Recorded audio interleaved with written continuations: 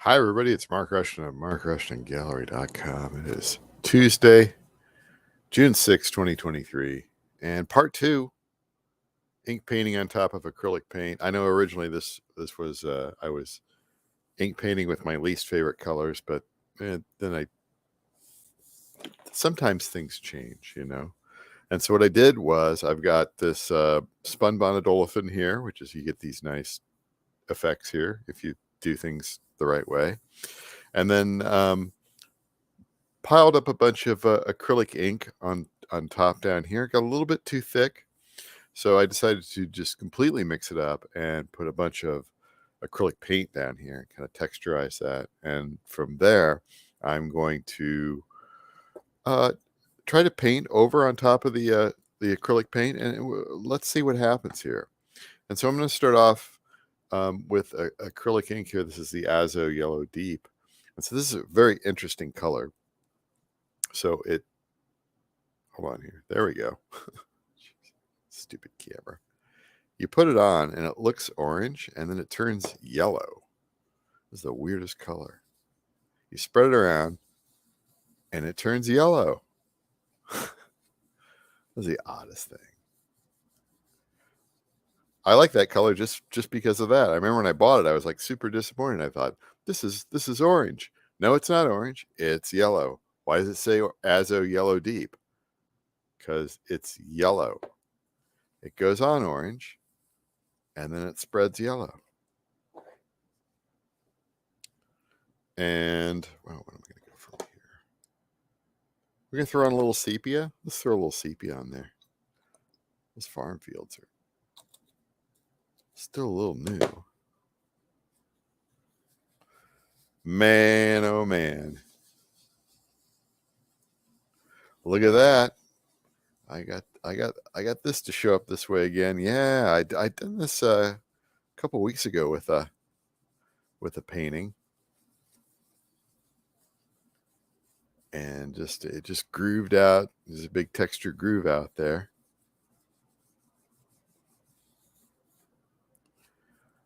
But do I want to leave it like that? That's the question.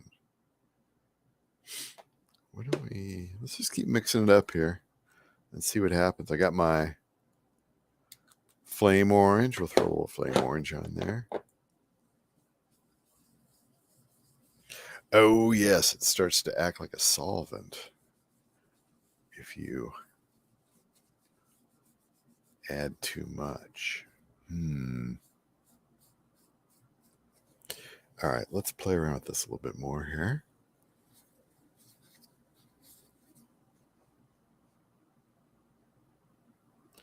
And do I want to do it like this? Well, too bad. Already I'm doing it like this. Kind of like those little drops in there. I don't know. Let's hit it with the green. Don't you know what you're doing? No, I do not know what I'm doing. That's almost over. Kind of like that. What is this? Yellowish green. It's more green than yellow. That's Amsterdam. Oh, I get a little bit of yellow in there. Got yellow underneath it.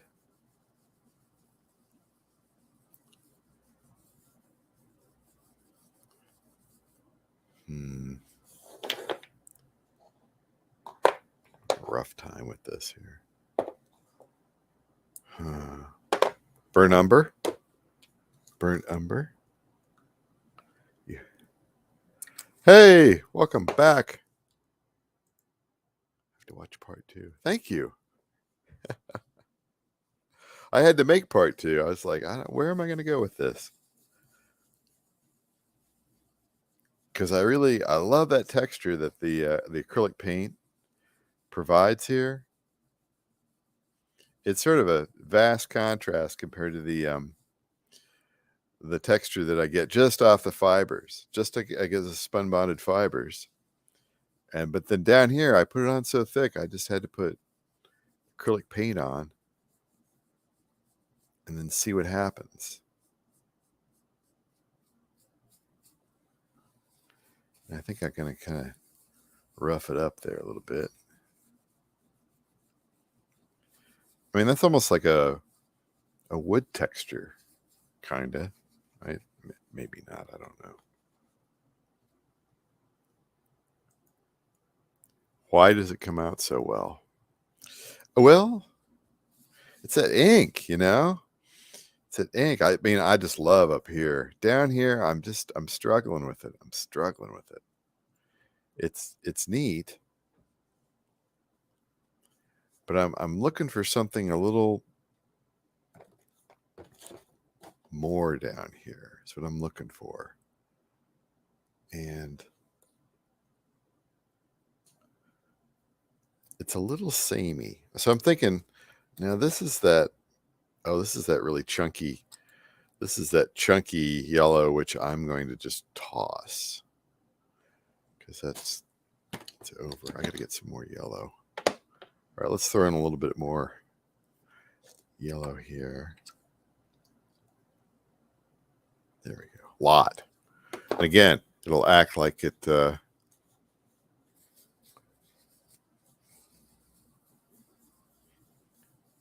Whoa. Again, it's gonna the ink's gonna act like a solvent, kind of pick up those previous layers.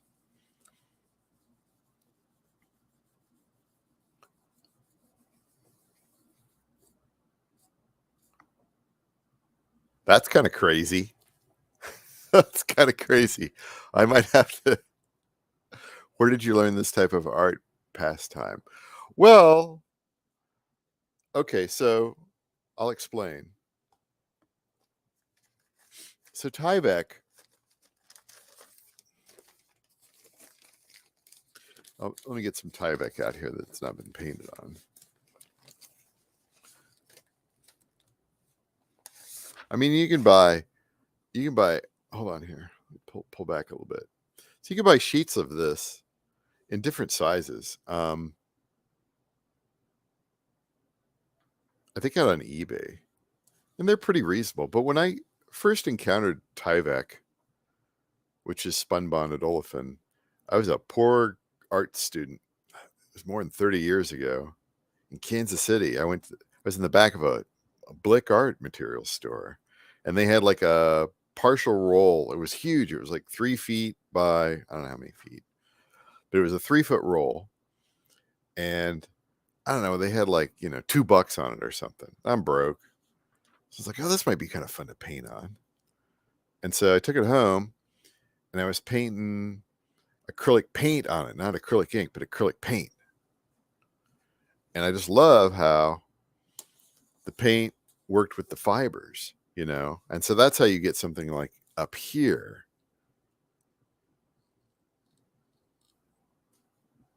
It's just that sort of like electrical feel.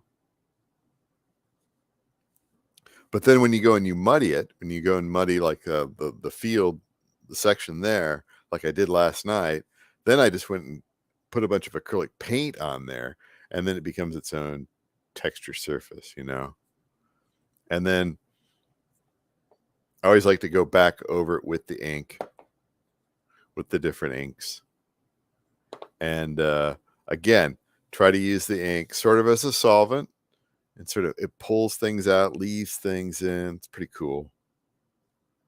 So now here's the fun part. So I always like to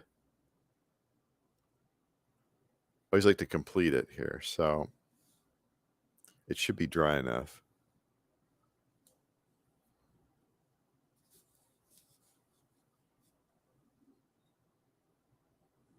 So that's pretty cool. That's kind of cool. It's just an abstract landscape there, And I mean, I know I should put like a barn or a house or a cow or something in there. But I kind of like it just being kind of abstract the way that it is there. And hearing things in my headphones. I don't know why. I think I'm going to leave it like this. I think this will be, the end of part 2 here. But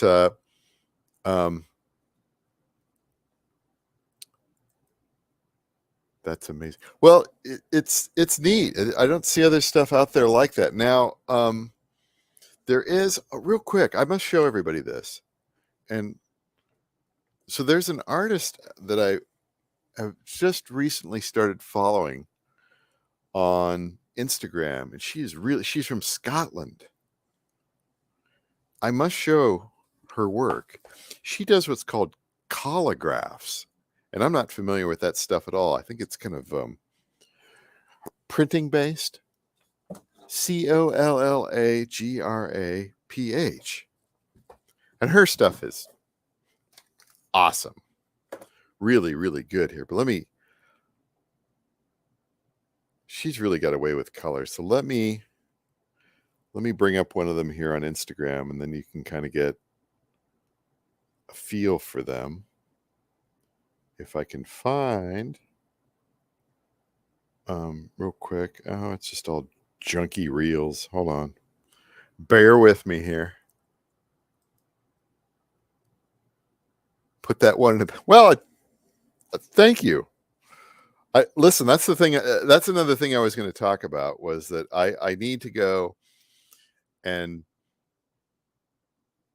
have the paintings available. I'm an absolutely terrible at that, but I let me get my act together here. I've been like so busy lately. Let me find. Oh, here she is. Oh, she's just got reels. Hold on. Let's see if I can find her stuff. Okay, so Sarah Ross Thompson, and she just blew up recently. So she's got like 16,900 followers. So she's doing really good. So like her stuff is like that. That's really good. That's really that's kind of what I ought to do, sort of with. I mean, it's like it's a little bit more of a proper landscape, And I've got my little abstracty thing here. And she's got just amazing. Oh, here we go. Here we go. Like this here. Let's see if I can find something. Oh, yeah. That's beautiful there. So anyway, I like showing off other artists too. Like she just entered it into my feed recently, and anyway, so I like to watch that stuff, and maybe it's going to give me some ideas or whatever. But tell you what I'm going to do. I'm going to let this dry, and I'm going to